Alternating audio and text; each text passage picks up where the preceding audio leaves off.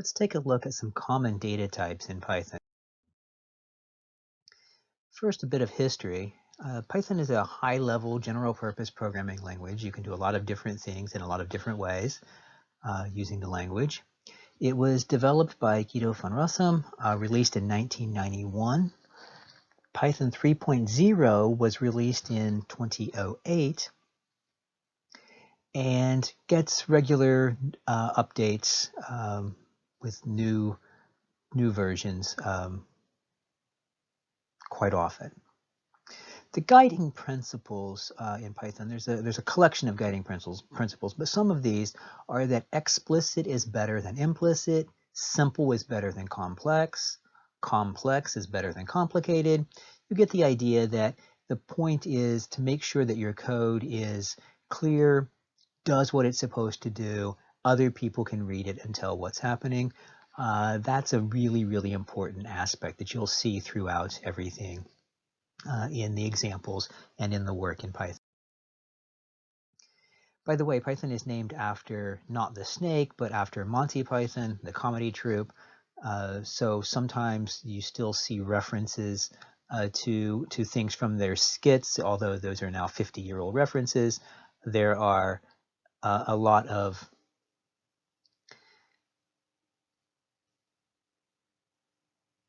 different kind of Monty Python jokes that you'll see in code and so on.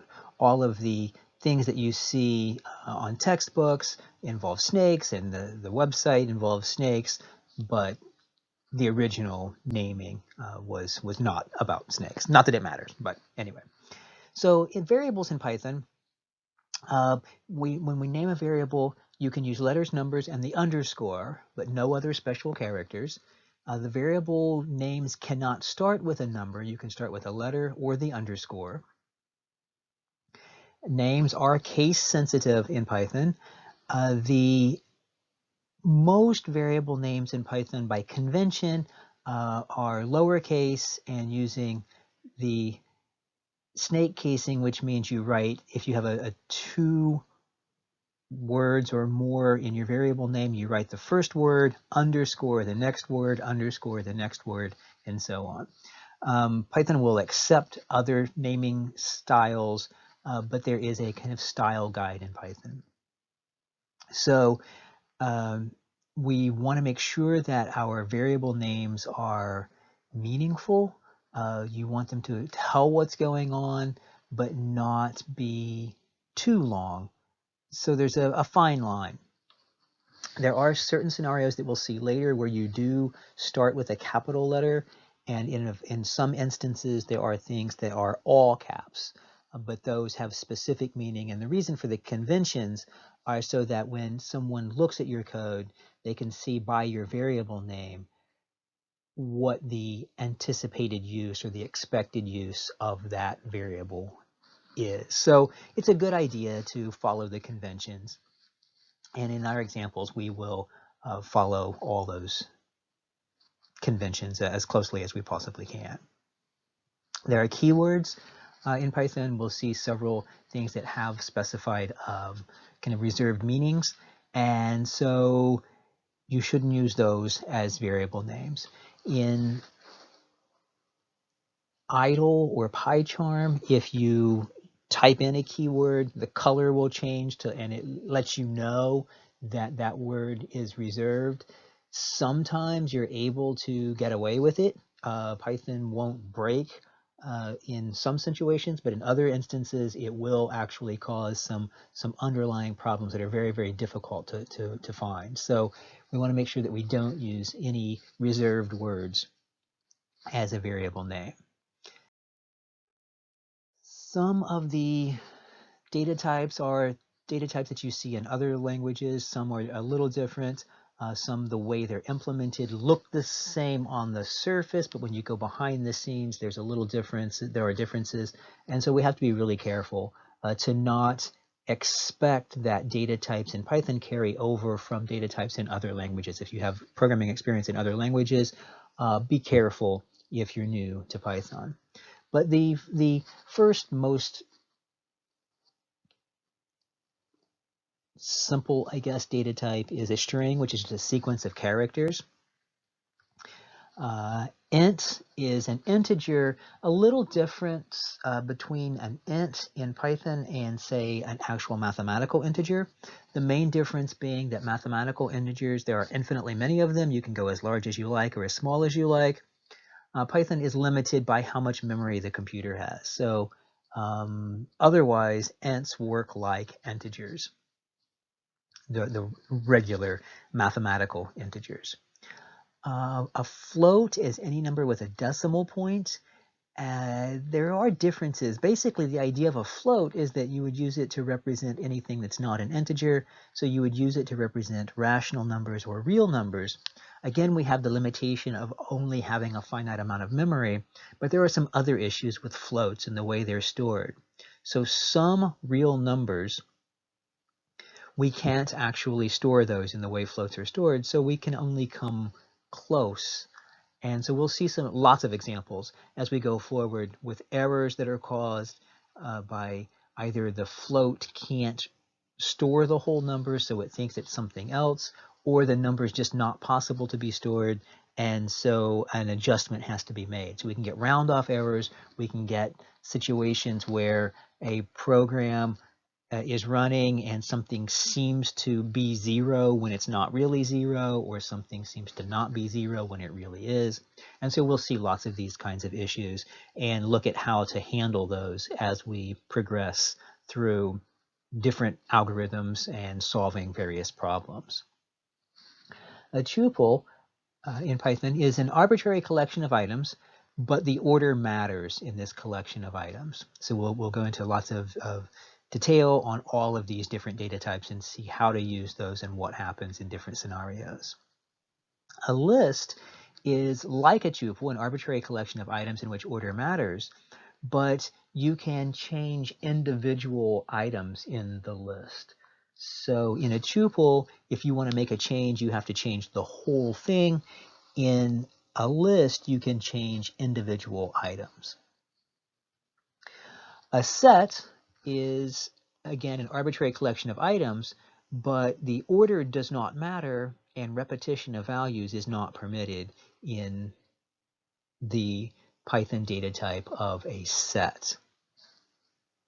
A dictionary is a collection of key value pairs, and so those are good for storing things when you have a description and then a value that goes with that description. A Boolean is a statement that's either true or false, and in Python, that's the actual value of the statement. It's true or it's false. In that case, the true with a capital T, false with a capital F is part of the value, and so a lowercase true means something different. And so we'll see this when we are looking at any kind of decision aspects in a program. So there are operators in Python, the regular kinds of, if you're thinking about ints, for instance, plus, minus, multiply, divide, and so on. But then these operators, there are only so many characters to go around. We use them in different ways with different data types. So there are some built-in things in Python, and then we're going to be able to do some things ourselves where we change the meaning of a symbol and make it work for us in a different context. For instance, later we're going to create our own new data types for vectors and matrices. And so we want to be able to add and multiply and do various things. And so we will tell Python how to interpret those characters when we type them in our context. So lots of characters, lots of things have one meaning if it's a particular data type, a different meaning with a different data type. And again, part of that is built in, and part of it are things that we can do as we progress. So if we have, for instance, two variables that we create, so the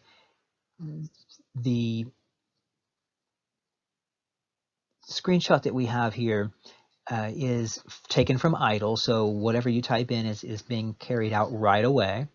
And so we name a variable major, and we have a variable named number, and we've assigned two values to those. The quotes in the green in idle correspond to these being strings. And so when we print the type, it shows us that those are type or class str. That means that those are strings. So we can see the output, we can see what's happening with these right away. Every time you hit enter in idle, you see the output.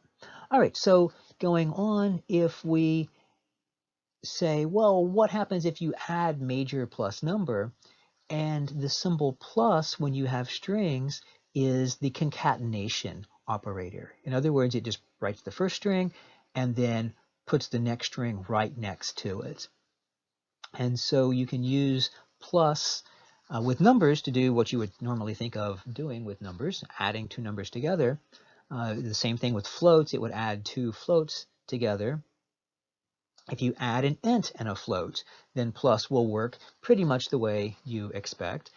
The difference at this point is with strings, you can still add two strings, but it means concatenation at that point.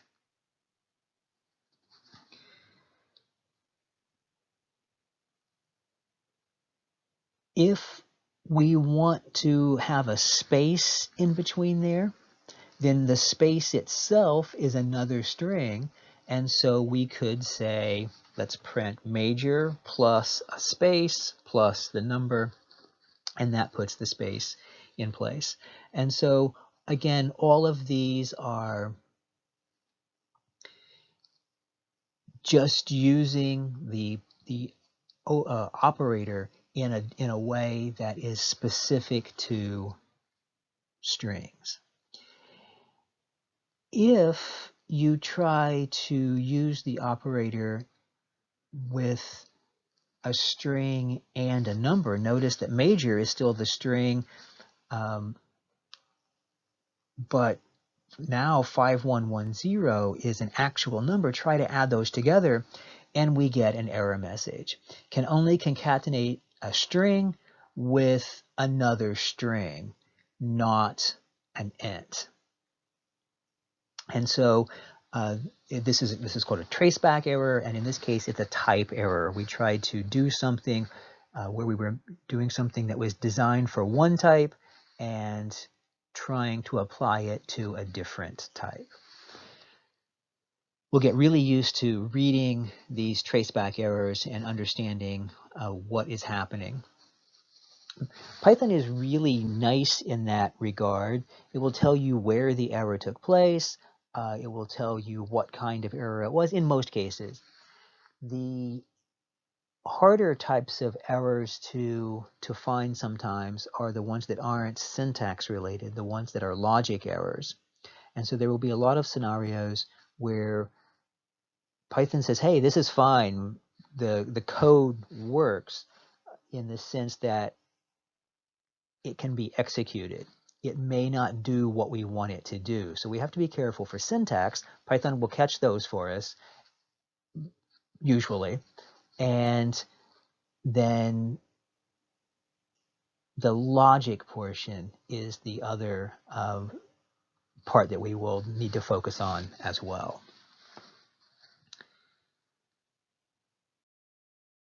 So with strings, let's spend a little bit of time discussing strings. There are a lot of built-in tools that we can use to work with strings, do various things. So if we have still the same variable major, if we print major.lower, then that method, everything about this is very specific. Major.lower with the parentheses. We'll go into a lot of detail later about what's happening here. .upper, .capitalize. Experiment with these, and you can see what happens with some of these different built-in methods. And so in some cases they do what you would expect. In some cases they do slightly differently than you would expect. But the different methods are built in because there's a lot of things that happen with strings. For our particular purposes, we want to focus more on the numerical calculations and computations. And so we won't spend too much time with the various string methods at this time.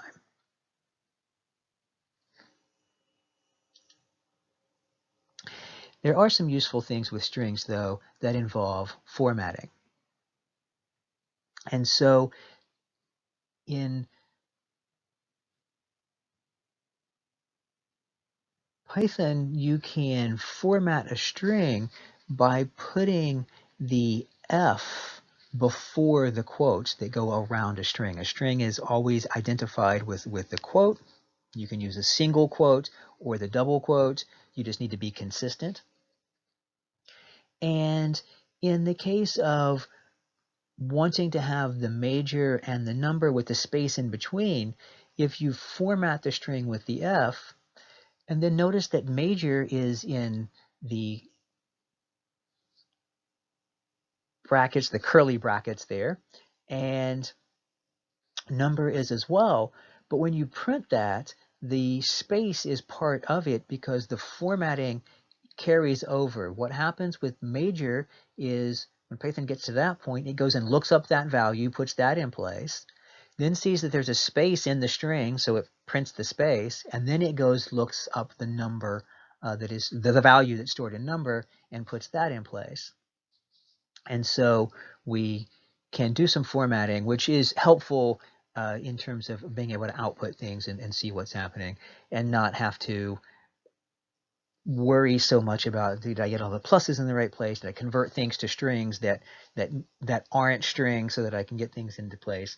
This leaves major as a string. If number had actually been a number, then it would still be okay. It would print okay at this point with the F string, with the formatted string. So let's take a look at integers. Addition, subtraction, and multiplication work exactly the way you would expect. Add two integers, you get another integer, which is their sum. Again, the only issues can come if the numbers get to be too big or too small, but the way Python works and handles integers, we're not going to run into those limitations. In earlier versions of Python, 2.7 version of Python that was around for a really long time, there were the way integers were implemented, you would run into kind of the largest integer, and then there was a different data type that dealt with bigger integers, and so you had to be aware of that limitation. Now there are still the limitations of having enough memory, but again, it takes really, really, really big numbers to break the Python integer at this point. And so again, for the most part, what you expect to happen will happen. Division, though, is a little bit different. If we say, let's print 4 divided by 2, then what happens is Python does that as a float calculation and gives us 2.0 instead of the number 2. And so it changes the data type from an int, or from working with ints, to now working with floats. And sometimes that's a problem. Sometimes that is something we have to be aware of. If we have things that are designed only to work with ints and we do division, we have to be aware that now our value is a float and not an int.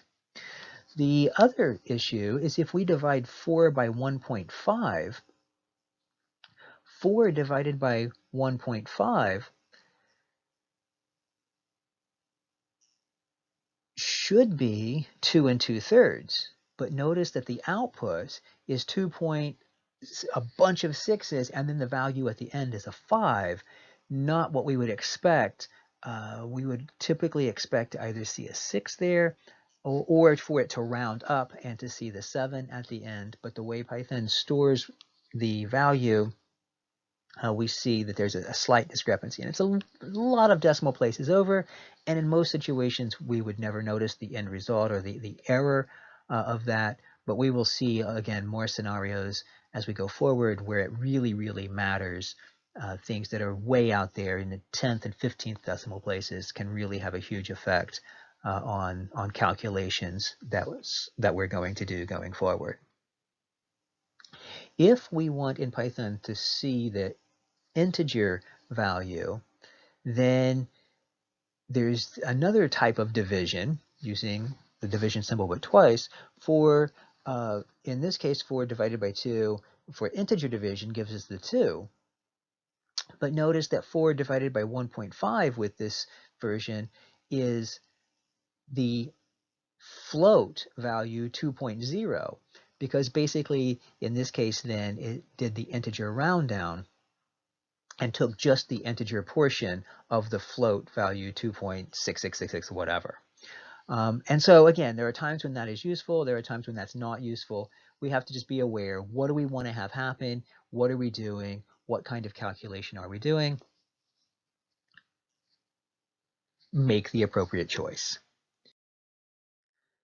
With floats, again, we've seen now that floating point arithmetic can be a little bit different than you might expect. If we print 1 divided by 3, we get what we expect, something like 0.333 is so many decimal places. Again, we know that's infinite, so we can't get the actual whole value, but we can get most times that's close enough to 1/3 for most calculations, and we won't really see too many issues. 2 divided by 5 is 0.4, what we expect to have happen. Again, we've seen that when you divide 4 by 2, it turns into a float. 4 divided by 1.5 isn't quite what we expect as the value. If you add 1/3 and 2/5, then notice that it becomes 0.7333, which looks okay, but then way out there in the decimal place there's this 4, and again, where does that come from? It comes from the way floating point arithmetic works, and we have to be aware that sometimes these issues arise, which means that we can't always trust the calculations that we get from a computer calculation. So again, we will spend a lot more time later talking about floating point errors and what happens, what their effects on our calculations are. In some cases, they can be minor effects. In some cases, these effects are massive, and they really make a big difference in the final output of our calculations. Let's take a look at tuples. Again, we said that's a collection of items in which order matters. So tuples are really indicated by the presence of commas. We usually put the open bracket around that, the parentheses, to indicate that these are all go together, but it's really the commas that specify and make the difference. So values is a variable that has these 3 items, 10, 50, and 300. We can access the individual items in the collection. You access the individual items by using what's called indexing, which we'll get into more later. But Python, like most programming languages, is 0 indexed. I don't know if most is probably a fair term, is 0 indexed, which means that the first element in the tuple is item 0. You can kind of think of it as how many things come before. So item 0, item 1, and item 2. And so if we print values and then the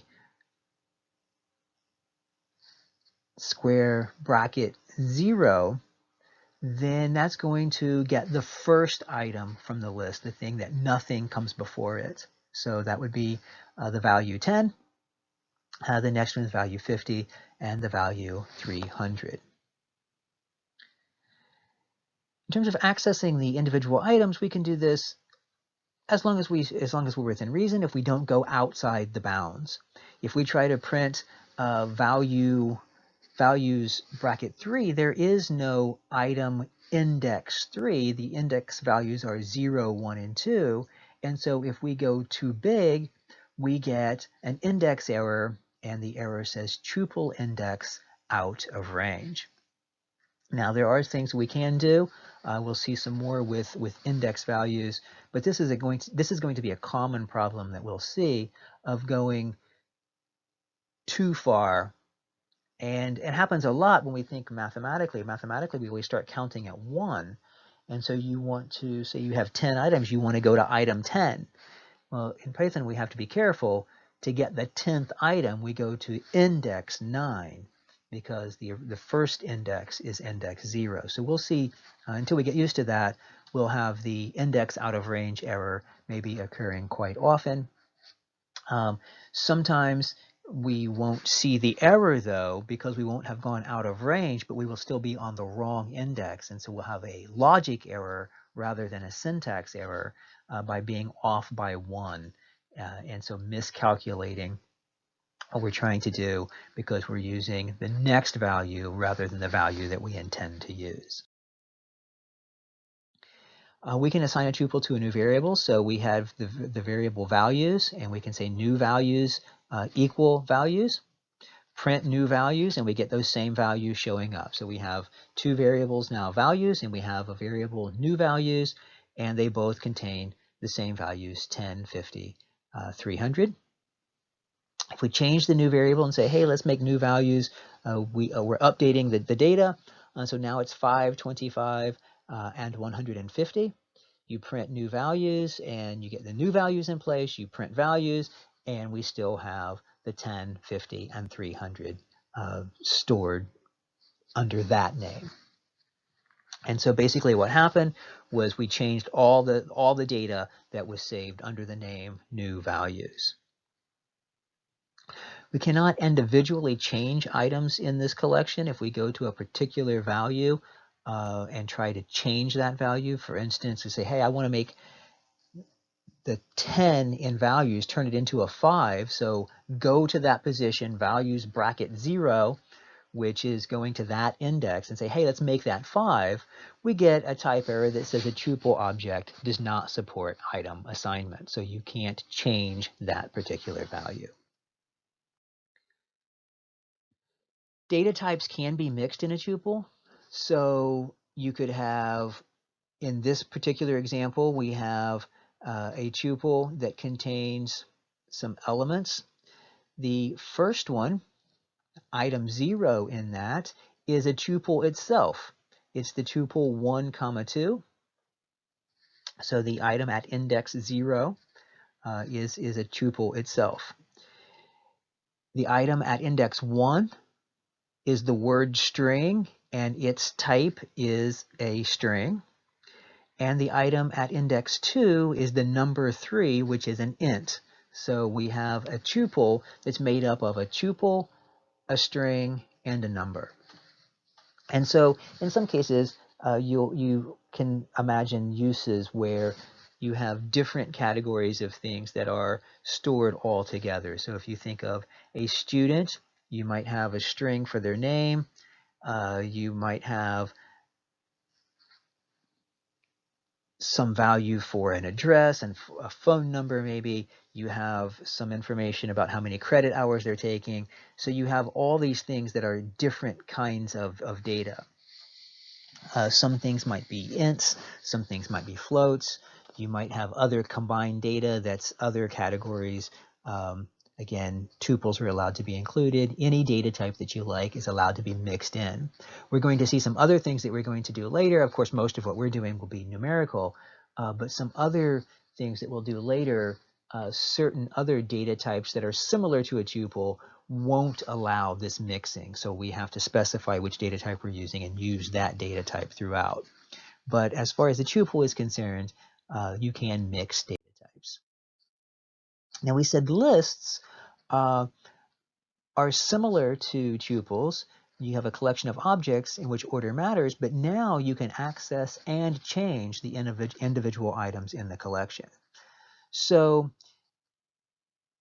if we create a list called values, this list, we have the same numbers in place, but now instead of the open brackets, the parentheses, we have square brackets.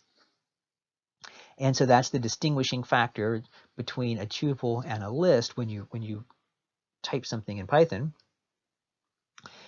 We print that, and again, we see those values. You can access in the same way that we did with the tuple, index 0 value is 10.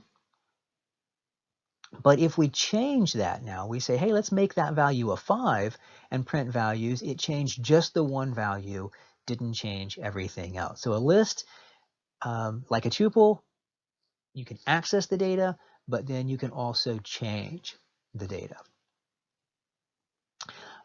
We can do calculations with that. We say, hey, let's take the value that's in position 0, add 5 to it, and put that back into position 0. And that calculation takes place and updates that value again. And now we've restored the value to 10. We could have changed it to whatever we wanted. So you can access what's happening on the right-hand side here is we're accessing the value that's in index 0. Then we're doing a numerical calculation, adding 5, and then we're putting that back in to the index 0. And so that updates the 5 back to 10.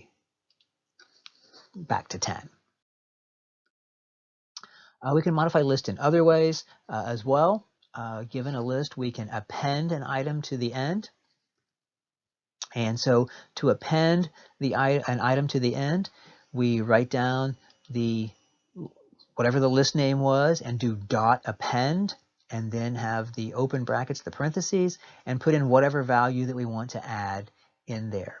So again, we can append any data type that we like.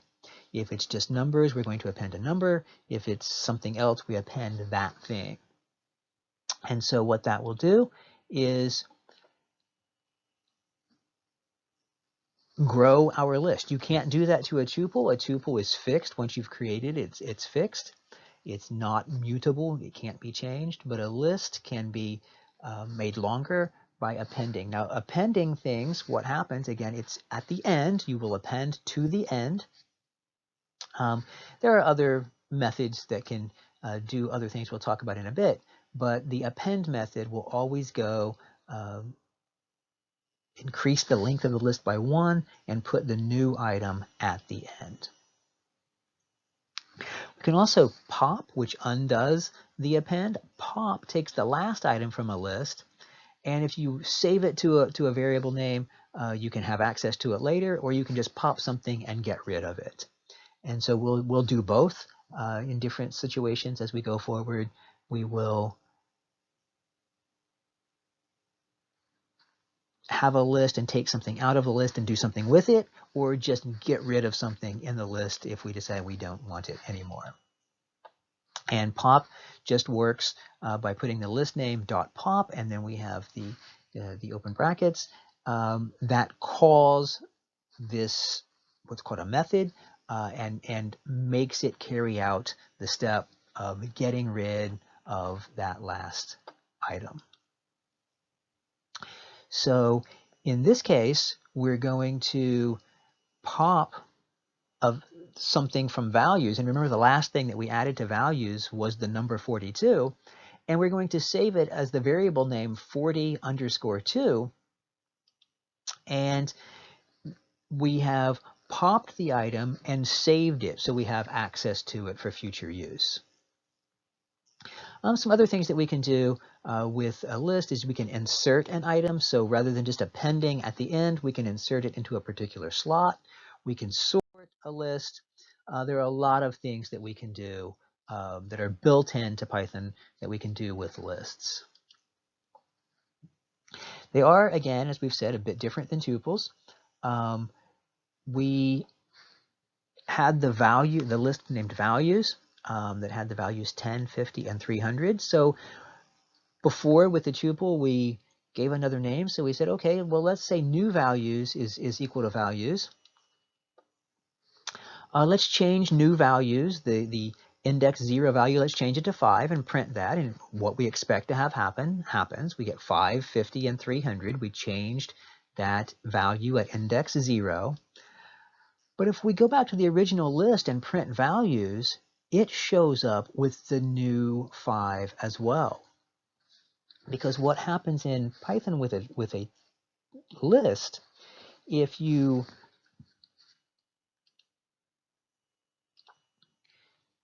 do this assignment here, new values equals values, because values, or because a list is mutable, what this does is just gives like a nickname to values. So new values and values both refer to the same list.